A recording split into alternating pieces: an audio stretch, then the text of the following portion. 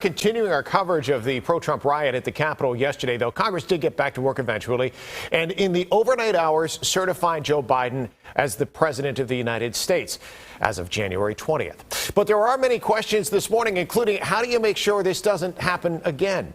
And with less than 2 weeks remaining in his presidency, some are asking, should the 25th Amendment be invoked to remove President Trump from office?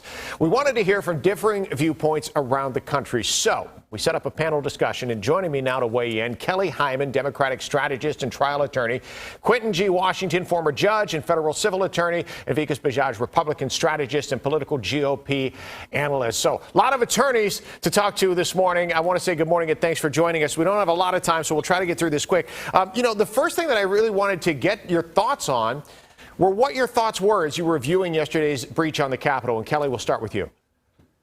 It was outrageous, and the only person who should be accountable for this is Donald Trump. He incited these people, he enabled these people, and this shouldn't happen. We live in a democracy.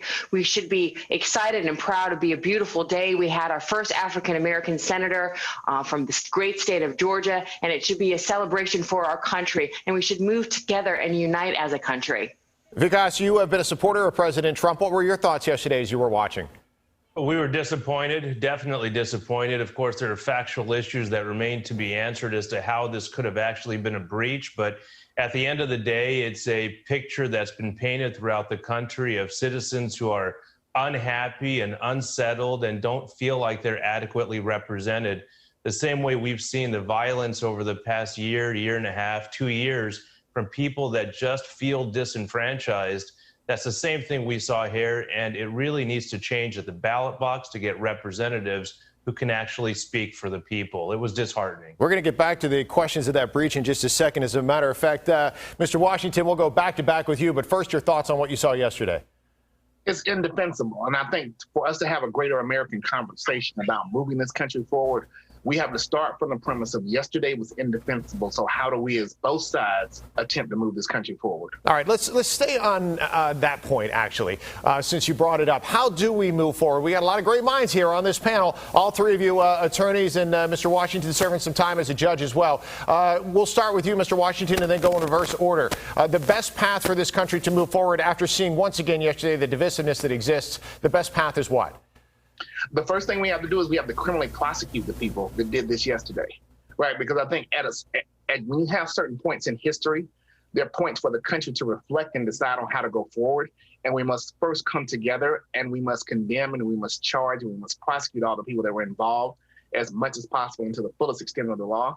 And then our political parties have to get together and say, we're going to tamp down the rhetoric. And here's the way in which we're going to engage in conversations about how we move this country forward. We're not going to be inciting riots. We're not going to be inciting people to protest and harm people because we're trying to push forward a lie that there was enough fraud in the election that we need to overturn or attempt a coup in the federal government. A lot easier said than done. And when you talk about words and rhetoric, you have people who are on both sides of the aisle who will take that and they'll run with it and say, well, this is what led to this problem. Vikas, what do you say as far as how we move forward? Well, as far as the criminal charges that Mr. Washington brought up, yes, that's right. I think certain people should be criminally charged. You can't charge everyone because, the Capitol is owned by we the people and accessible at all times by we the people. But you will see some criminal charges on assaults on officers. I didn't hear much about the way of vandalism like we saw the last couple of years in other instances. And perhaps the powers that be, and I understand the Capitol Police has taken over the investigation, will come to a resolution the same way they failed to prosecute thousands of other peoples involved in these riots throughout the nation in our recent history. But that's correct. I think Mr. Washington is exactly right that what we need to do is have our voices heard. That needs to be heard at the ballot box the right way. There's never an excuse for violence. But as far as criminal charges, that may be a hard tune to play with this fiddle, given the history of lack of charging individuals engaged in protests throughout the country. You say that the Capitol should be accessible to everyone, as it should and as it is, but through a process of protocol. You go through the visitor center, you go through security. How could that possibly be the same as breaking in windows and crawling in through to the Capitol and breaching security? Yes, no, absolutely right. And that's where we have an issue on the prosecutorial agency. Do they want to open up that exact bag of worms that you astutely point out?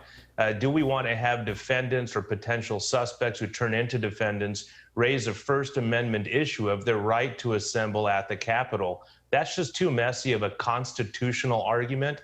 The smarter, I think, more distinct argument is assaults on police officers and any potential violence or vandalism that could have come about. But you're exactly right. That's a constitutional argument that is essentially a red herring and would take away from the force of effect of any prosecution. But, you know, there are minutia and differences between all the circumstances we've seen.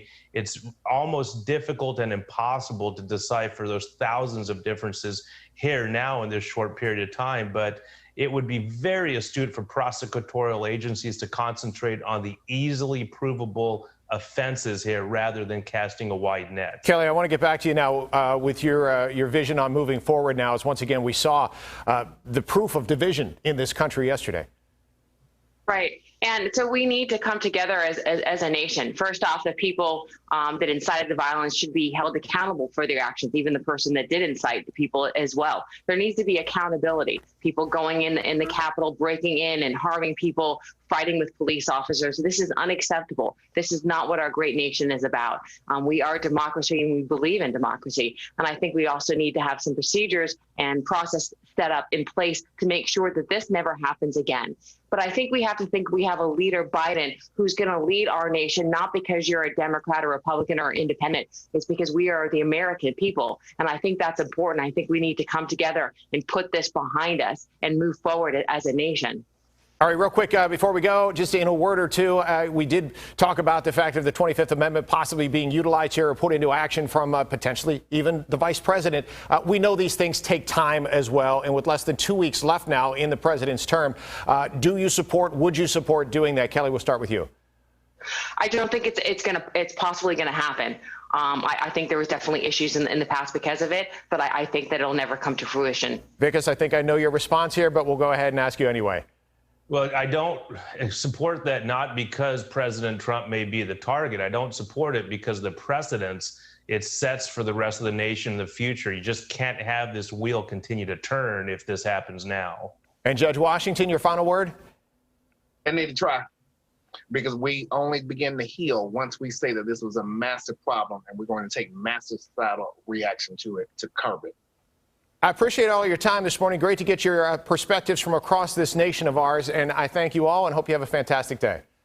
Happy New Year. Be safe. Thanks very much. It's 7:30.